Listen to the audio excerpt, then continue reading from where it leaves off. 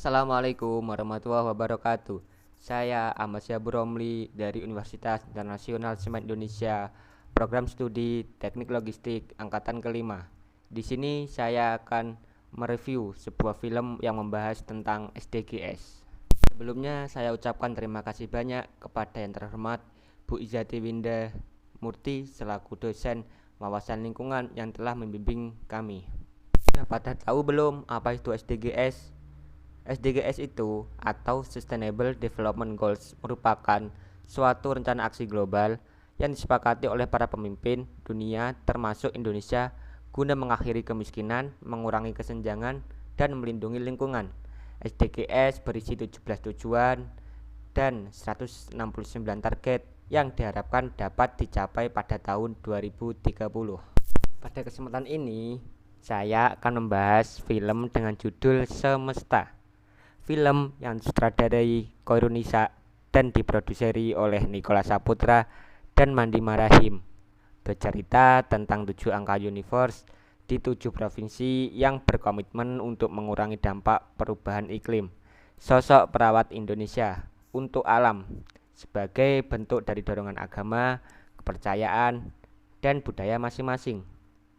Cerita dimulai dari titik berat akhir Aceh ke titik akhir timur atau Papua. Angka 7 inspirasi dalam film dokumenter ini diantaranya Djokordo Raka Kertayasa dari Bali, Almina Kacili dari Papua Barat, Marcelus Hasan dari Nusa Tenggara Timur, Muhammad Yusuf dari Aceh, Pius Agustinus Inam dari Kalimantan Barat, Iskandar Waworontu dari Yogyakarta, dan Cassandra Soraya dari Jakarta. Menariknya, para tokoh yang berasal dari 7 provinsi di Indonesia ini berusaha menjaga keseimbangan alam dengan berkaca pada agama dan kebudayaan masing-masing. Cerita bermula dari Bali. Dengan mengikuti rutinitas sehari-hari Djokordo Raka Kertayasa, seorang tokoh budaya di Ubud.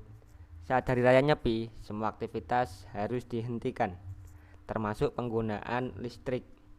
Umat Hindu menjadikan momen ini sebagai hari istirahat alam semesta. Sedangkan di Kalimantan Barat, Pius Agustinus Inam sebagai kepala dusun Sungai Itik memastikan penduduk desa memahami dan mengikuti tata cara adat dalam melindungi dan melestarikan hutan. Lanjut pada Romo Marcelus Hasan. Sebagai tokoh agama Katolik, dia tidak hanya berdiam di gereja. Ia juga aktif berpikir dan terlibat dalam memikirkan bagaimana permasalahan lingkungan yang dihadapi oleh warga. Marcelus Hasan bertempat tinggal di Beamuring, Manggarai, Nusa Tenggara Timur. Sebagai daerah pedalaman, kampung Beamuring tidak dialiri listrik, sehingga masyarakat memakai genset atau generator set. Romo Marcelus secara mandiri menginspirasi pembangunan pembangkit listrik dengan menggunakan tenaga mikrohidro demi mengurangi emisi berbahaya yang keluar dari genset. Share ke Papua Barat, ada Almina Kacili. Almina Kacili ialah seorang perempuan dari Raja Ampat yang ingin mengangkat harkat martabat wanita di kampungnya. Almina adalah kelompok wanita gereja yang mendorong upaya penyeimbangan alam melalui sasi. Sasi adalah tradisi yang dilakukan demi melindungi wilayahnya dari eksploitasi berlebihan dan ilegal. Sasi dilakukan dengan menggabungkan antara konsensus bersama, budaya, dan dorongan agama untuk memberi kesempatan perkembangan sumber daya khususnya di laut. Papua atau ujung timur, kita pindah ke ujung barat, yaitu Muhammad Yusuf dari desa Pameu, Aceh. Dengan permasalahan kebun-kebun warga diserang oleh gajah. Tidak lain niatan gajah hanya untuk mencari makan. Bukan tanpa alasan, gajah menyerang manusia karena akibat penebangan hutan. Muhammad Yusuf adalah seorang imam masjid yang terus mengikatkan warganya dengan doktrin bahwa gajah liar tidak salah. Manusialah yang menjadi dalang dari kerusakan lingkungan. Oleh karena itu, manusia harus mencintai alam agar dicintai pula oleh alam. Pada film ini juga ada sosok inspiratif, yaitu Iskandar Wawarontu. Iskandar adalah seorang muslim taat yang berkomitmen menjalani praktik thayyib bersama keluarganya. Bertempat tinggal di Yogyakarta, Iskandar menggunakan ilmu permakultur dalam berkebun. Filosofi praktis cerdas ini adalah bagaimana saling berhubungan satu sama lain. Di tempatnya Iskandar menggunakan praktik pertanian organik dan lainnya tanpa menggunakan pestisida kimia. Tidak hanya lahir dari daerah terpencil, melainkan sosok kali ini lahir dari ibu kota. Dengan inspiratori Soraya Cassandra.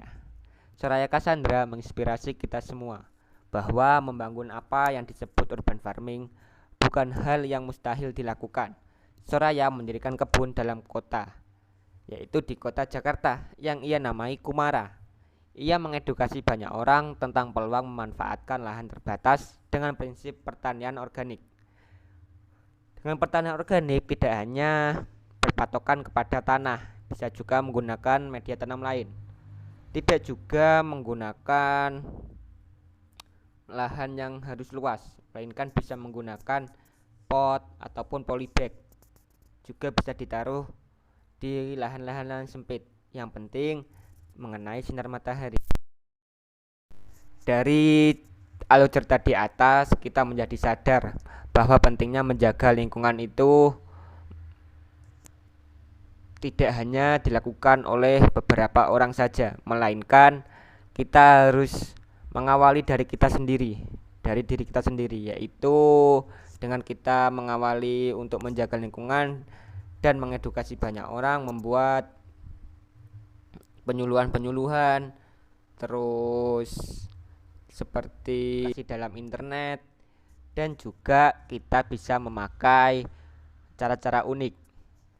Cara unik yang dimaksud ialah bagaimana cara kita mengedukasi kepada anak-anak. Karena pada SDGs ini merupakan prinsip jangka panjang atau pembangunan jangka panjang, di mana target pada SDGs ini untuk 2030. Mungkin jika kita tidak menjalankan SDGs ini dengan baik, bisa jadi anak ataupun adik, cucu, cicit dari kita itu tidak menikmati bagaimana indahnya alam ciptaan Tuhan ini. Cukup sekian review dari saya. Mungkin pada kesempatan lain saya akan buat review film-film lainnya. Terima kasih. Wassalamualaikum warahmatullahi wabarakatuh.